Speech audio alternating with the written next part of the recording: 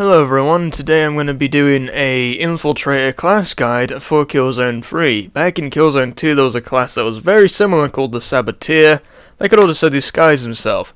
As always through this I'll be doing what type of players play the Infiltrator role, go over the abilities, the weapons, and recommended setups and all that jazz.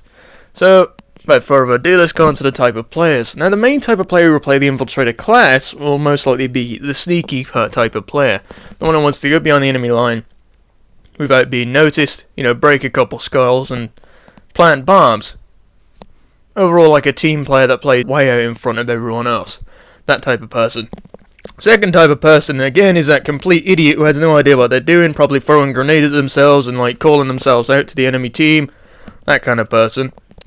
And the third who wants to go for the objective hard. What this means is that with the third tier secondary ability that I'll get onto soon, you'll be able to plant bombs and such at half the regular speed, which is pretty nice.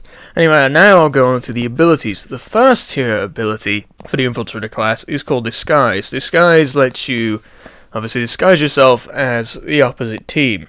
But with Disguise 1 that you should get by default only lasts for a limited time, and as so much as any enemy in fact, looks at you, your disguise will go. Well, not go, it'll go for that person. And most likely you'll get shot. With level 2, there is no limit on how long you can be disguised. So you can walk around as the opposite team for any amount of time. Also with level 2, you now become undetectable by engineer turrets, sentries, that kind of deal. But this doesn't work on spawn turrets, because there's no spawn killing in this game. Unless, of course, the tactician's been a moron and you spawn outside, but that's a different story. Third tier ability allows your melee attacks to not break your disguise. This means you can go on a rampage beyond the enemy team, start cracking skulls, punching faces, kicking them in the balls, that kind of deal. Second tier abilities, or the secondary abilities, is called a Survivalist. The first one you get will increase your stamina by 50%. You will also sprint faster. Level 2 of this ability, will give you unlimited stamina so you can run forever. You become a marathon runner. Level 3 of this ability lets you use actions such as planting bombs to be done at half the regular speed. This would be a great example if you go beyond the enemy time cloaked or disguised and you start planting bombs. Pretty good. But of course, if you do plant a bomb, your disguise will wear off, but you get the bomb in and you're in the area so you can help your team. Next we're on to the weapons. First weapon you unlock is the shotgun, which comes with 8 shells and a tube. And it also comes with an additional 2 reloads, 3 reloads if you have extra ammo. Now, I'm not going to lie, I suck with the shotgun, partially because, I suck with it. But I don't like the fact that, it's a balance issue, of course, but you have to pump the shotgun. Shotguns have good range in this game, unlike other games where you can only shoot someone with a shotgun who are within about 3 feet, which is ridiculous. In this, you have an effective range of about 10 feet. It may not do as much damage, but, it's still damage nonetheless. Of course, if you're right close, it'll be one-shot kills, but don't go around thinking you're invincible with a shotgun. At close range, yes, but if you don't get the first shot, you're most likely going to die. Okay, second weapon you get is the STA-11 submachine gun, which the Saboteur got in Killzone 2. The gun comes with 32 rounds, 2 reloads, 3 reloads if you have the extra ammo slot. This gun has very minimal recoil. You might be able to get people at some range, but not that much. But if you've got a decent strafe, you should be able to take out targets very easily at close range.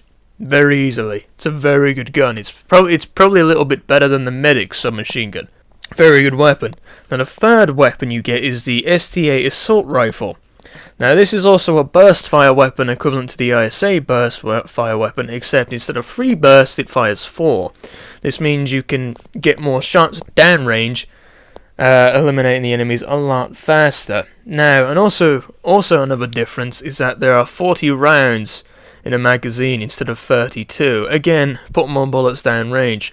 This only comes with an extra reload though. It doesn't come with 2 magazines, it only comes with 1 extra.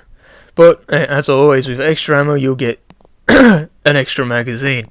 Now to the secondary abilities. The secondary abilities for the Infiltrator are a bit more forgiving. It's not really necessary to have an additional primary weapon unless you're going for the Burst STA Assault Rifle with the shotgun or the SMG for close game and long game as well. But first secondary weapon we get is the Helgas sidearm, and so it comes with 12 rounds. Again, it's weak as shit, but it's good as well for a secondary. Let's say for example you have the shotgun, you know you've hit the guy, but he was just a little too far out of range, and you know if you hit the pump again, it'll take too long for you to take him out. So instead, take out the Helgas sidearm, take that out, and just put a couple 2 shots at him, and that'd be good. I mean, it's okay, but again, not very useful. The second pistol you get is called the Battle Pistol, which is like a mini grenade launcher. Now, with this weapon, the grenades need time to arm themselves. But in addition, if you do, like, say for instance, if the grenade doesn't arm by the time it hits a wall, it will just time itself and then blow up periodically after. Another reason is you could probably bounce the grenade around walls. Say if you run out of grenades, you take out the Battle Pistol, you shoot close range at a wall, it'll bounce off the wall, not detonate, and then detonate because there's around a 5-second delay, similar to that of your regular frag grenades. Now, if you do not know how to use a rocket launcher, I'm not going to tell you how to use a rocket launcher for the sake of it's annoying as shit to be hit by one.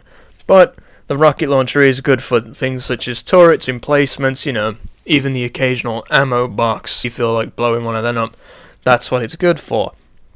Now, if I wanted to say a recommended setup in this, I'd probably pick the STA-11 submachine gun. It's a good close range game. You want to be close to the enemy because of the disguise. You want to be in there to plant bombs. That's the idea of this class. The main idea is to plant bombs and be in the front.